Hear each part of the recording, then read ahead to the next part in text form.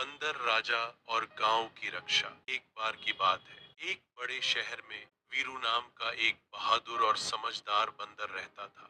वह कोई साधारण बंदर नहीं था, वह था बंदरों का राजा। पूरे शहर के बंदर उसकी इज्जत करते थे और उसकी बात मानते थे। एक दिन वीरू को खबर मिली कि जंगल के पास एक छोटे से गांव में मुसीबत आ गई है।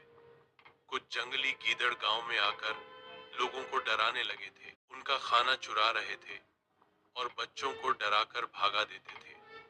गांव वाले गरीब और सीधे सादे थे, उनके पास अपनी रक्षा का कोई उपाय नहीं था।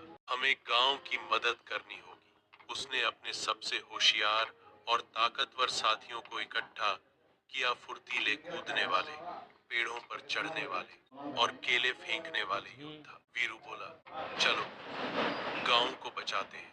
वे सब जंगल के रास्ते गांव की ओर निकल पड़े। रास्ता कठिन, धांधियां पार करनी पड़ी, कांटेदार झाड़ियां लांघनी पड़ी, लेकिन वीरू ने कभी हार नहीं मानी। जब वे गांव पहुंचे तो देखा कि गीदड़ फिर से हमला करने की तैयारी कर रहे हैं। उसी रात वीरू और उसके साथियों ने पेड़ों पर छुपकर जाल बिछा दिए।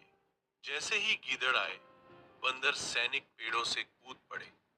उन्होंने केले फेंके, शोर मचाया और मिलकर गीदड़ों को ऐसा डराया कि वे कभी वापस ही नहीं आए। गांव वाले बहुत खुश हुए। उन्होंने वीरू और उसकी टीम का धन्यवाद किया। आप हमारे असली हीरो हो, उन्होंने कहा। वीरू मुस्कुराया और बोला, सच्चा राजा वही है जो अपने साथ साथ दूसरों की भी मदद करे।